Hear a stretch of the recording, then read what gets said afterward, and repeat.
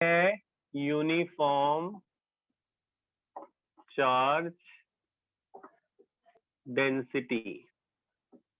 Uniform charge density, तीन तरह की यूनिफॉर्म चार्ज डेंसिटी होती है, 3 टाइप्स हमारे कोर्स में, और वैसे भी 3 टाइप की होती हैं, 3 types of uniform charge density. सबसे पहला उसे कहते हैं linear charge density. Linear charge density, सुन लो ध्यान से फिर लिख लेना। It is denoted by lambda. Linear charge density is denoted by lambda. मतलब जैसे एक वायर है, वायर का लेंथ है एल, ठीक है, वायर का लेंथ है एल, इस पे पूरी बॉडी पर चार्ज यूनिफॉर्मली डिस्ट्रीब्यूटेड है, क्यू चार्ज पूरी बॉडी पे फैला हुआ है। तो लीनियर चार्ज डेंसिटी यानी लैम्डा क्या होता है, वो होता है कि हर 1 मीटर पे कितना चार्ज है, यानी कि charge divided by length. Charge divided by length को लैम्डा कहते हैं। एसआई यूनिट ऑफ लैम्डा आप खुद भी निकाल सकते हैं, ये कूलम होता है और नीचे मीटर, कूलम पर मीटर। तो लीनियर चार्ज डेंसिटी का मतलब हर पूरी वायर पे हर 1 मीटर पर कितना कूलम चार्ज है, तो चार्ज डिवाइड बाय लेंथ को लैम्डा कहते हैं। दूसरा होता है उसे कहते हैं surface charge density. Second type is surface charge density, it is denoted by sigma. This is applicable for sheet जिसके अंदर जैसे ये बोर्ड है, इस पूरे बोर्ड पर चार्ज फैला हो, इस पूरे बोर्ड पर क्यू चार्ज फैला है, इस पूरे शीट का एरिया है ए, तो सरफेस चार्ज डेंसिटी होता है चार्ज डिवाइडेड बाय एरिया। मतलब हर मीटर स्क्वायर पर कितना चार्ज है। लीनियर चार्ज डेंसिटी लेंथ के लिए है, सरफेस चार्ज डेंसिटी एरिया के लिए है।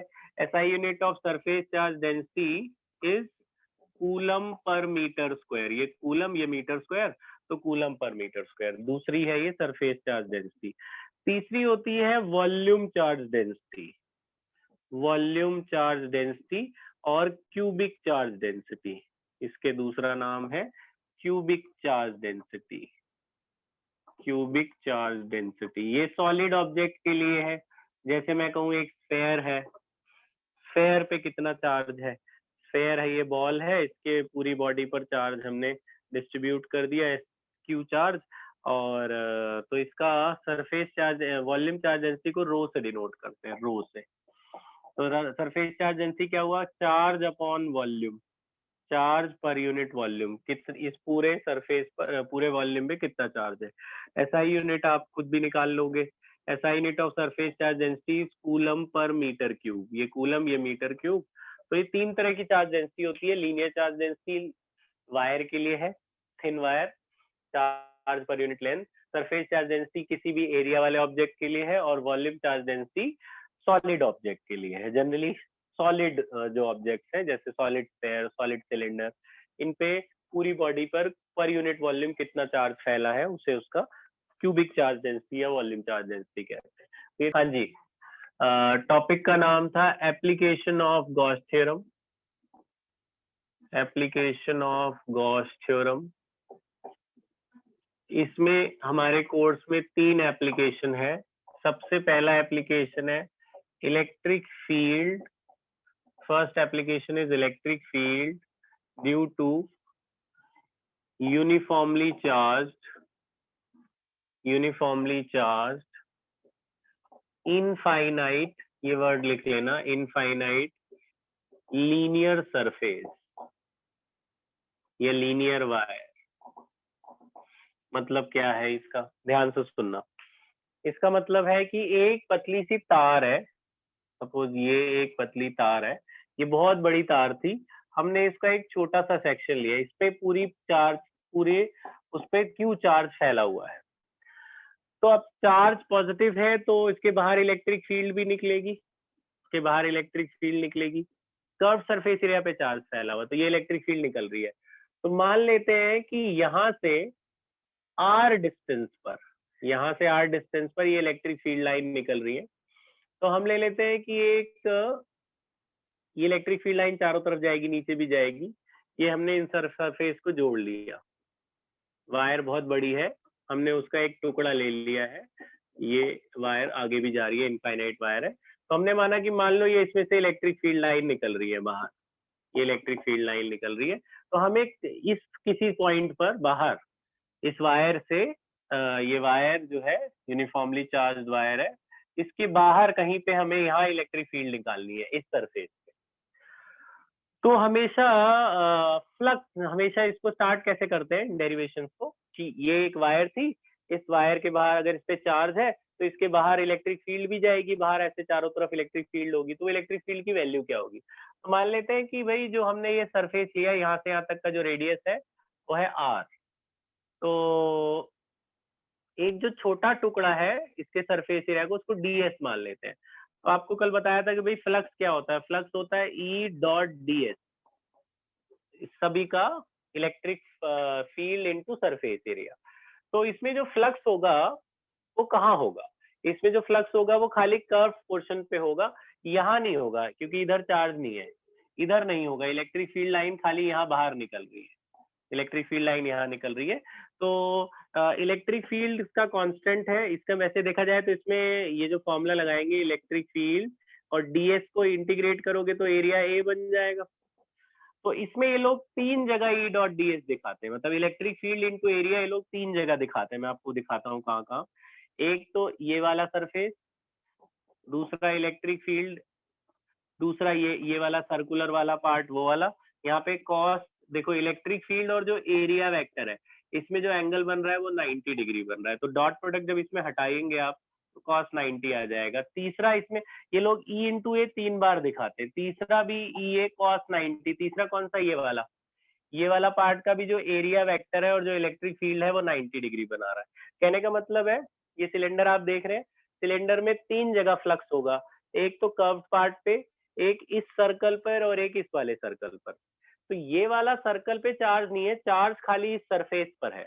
तो इलेक्ट्रिक फील्ड लाइन और एरिया वेक्टर यहाँ पे डॉट प्रोडक्ट अगर आप हटाओगे कर्व वाले पार्ट पे तो ई ए कॉस 0 डिग्री लेना, क्योंकि इलेक्ट्रिक फील्ड और एरिया दोनों पैरेलल है। ठीक है, क्योंकि चार्ज जो है वो खाली यहाँ है तो इलेक्ट्रिक फील्ड यहाँ से निकलेगा, यहाँ से नहीं निकलेगा, यहाँ पे तो चार्ज ही नहीं है। तो इसलिए इसके इलेक्ट्रिक फील्ड और इसके एरिया वेक्टर के बीच में ये जो सर्कल वाला पार्ट है उसमें cos 90, तो दोनों सर्कल के लिए 90 दिखा देना और कर्व्ड वाले पार्ट के लिए 0।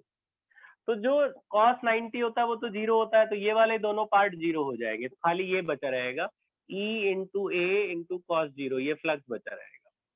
अच्छा, एरिया क्या लेना है यहाँ पे, एरिया लेना है कर्व्ड पार्ट, सिलेंडर का खाली इतने पार्ट पर इस पे चार्ज है, कर्व सरफेस एरिया। तो curve surface area of cylinder is 2 pi R L. इसकी लेंथ को हमने यहाँ से यहाँ तक जितना हमने फील्ड निकालना है उसकी लेंथ को हमने एल माना है, तो 2 पाई आर एल। तो area curve surface area of cylinder is 2 pi R H होता है, तो उसको हमने एल माना है, इसलिए 2 पाई आर एल ले लिया। अच्छा, अब तो ये हमारा फ्लक्स आ गया, इसको अभी हम छोड़ देते हैं। शुरुआत कैसे करते हैं, पहले फ्लक्स निकालेंगे इस सरफेस का, इस फॉर्मूले से, इलेक्ट्रिक फील्ड इनटू एरिया से।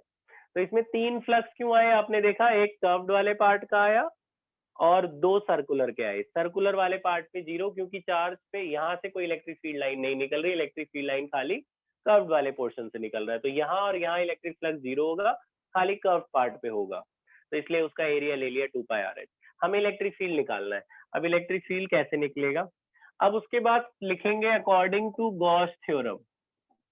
According to Gauss theorem, Gauss theorem के हिसाब से फ्लक्स का फॉर्मूला होता है Q बाय एप्सिलॉन नॉट, है ना। एक फ्लक्स का फॉर्मूला क्या होता था, Q divided by epsilon not, और फ्लक्स एक हमने यहाँ से निकाला, अब ये वाली वैल्यू वहां डाल दो। तो इक्वेशन 1 में जो हमने फाई निकाला हुआ वो फाई यहाँ डाल देते हैं, तो फाई हटाकर ये डाल, तो फाई हटाकर क्या डालेंगे, E into 2 pi R L, E into 2 pi R L, और इधर क्या बचा हुआ है, Q बाय एप्सिलॉन नॉट। अब E निकालना है तो ये नीचे चला जाएगा, तो E की वैल्यू आएगी Q divided by 2 pi R L epsilon not. 2 pi R L नीचे चला गया, हमें इलेक्ट्रिक फील्ड निकालनी थी, वैसे तो ये हमारा आंसर आ गया, लेकिन अभी हमने थोड़ी देर पहले करा था एक word lambda, charge upon length को लैम्डा कहते हैं, linear charge density. Charge upon length is called linear charge density. देखो यहाँ चार्ज है, ये लेंथ है, Q बाय एल को हटाकर हम लैम्डा लिख सकते हैं, तो Q बाय एल को हटा के लिख दीजिए लैम्डा, तो फॉर्मूला क्या बना, 2 पाई आर एप्सिलॉन नॉट। तो ये इलेक्ट्रिक फील्ड का फॉर्मूला है वायर के लिए, लीनियर चार्ज सरफेस का इलेक्ट्रिक फील्ड होता है lambda upon 2 pi r epsilon naught. एक बार जल्दी से फिर से हमने क्या करा, हमने माना ये वायर है, इस पे चार्ज है, खाली कर्व पोर्शन पे चार्ज था, तो इसके बाहर इलेक्ट्रिक फील्ड लाइन निकलेगी। तो जहां तक इलेक्ट्रिक फील्ड लाइन जा रही है हमने वहां पे एक सिलेंडर सा बना दिया, क्योंकि वायर पे चारों तरफ चार्ज है तो चारों तरफ बराबर बराबर इलेक्ट्रिक फील्ड लाइन जाएंगी, तो ऐसा जो बाहर सरफेस बनेगा उसे गॉसियन सरफेस कहते हैं। तो यहाँ तक इलेक्ट्रिक फील्ड कहीं जाएगी, इसका रेडियस r मान लिया, इसका लेंथ हमने एक छोटा l ले लिया। फिर फ्लक्स इसमें 3 जगह होगा, एक कर्व पार्ट पर, एक यहाँ हो सकता है, एक यहाँ हो सकता है। तो हमने कहा इस वाले दोनों पोर्शन पे नहीं होगा फ्लक्स, क्योंकि इलेक्ट्रिक फील्ड और एरिया, इसका एरिया वेक्टर इसके नॉर्मल होगा, तो इलेक्ट्रिक फील्ड और एरिया में 90 डिग्री है। डॉट प्रोडक्ट हमने हटाया, डॉट प्रोडक्ट, तो cos 90 जीरो हो गया। तो इन दोनों का जीरो हो गया, दोनों सर्कुलर पार्ट का, खाली कर्व पार्ट में इलेक्ट्रिक फ्लक्स रहेगा। तो उसका एरिया लगा दिया, कर्व सरफेस एरिया का 2 pi R S, electric flux निकल गया। फिर गॉस थ्योरम से हमने फ्लक्स निकाला, क्यू बाय एप्सिलॉन नॉट। इनमें करना ऐसे ही होता है, पहले फ्लक्स निकालना है इलेक्ट्रिक फील्ड इनटू एरिया से, फिर फ्लक्स निकालना है क्यू बाय एप्सिलॉन नॉट से, फिर दोनों ही फ्लक्स हैं, दोनों को इक्वेट कर देना है, दोनों की वैल्यू को इक्वेट करोगे, ई निकल आएगा। चार्ज बाई लेंथ को लैम्डा लिख दिया, तो ये इलेक्ट्रिक फील्ड की वैल्यू आ गई। तो जितनी भी डेरिवेशन करेंगे उनकी शुरुआत ऐसी होगी,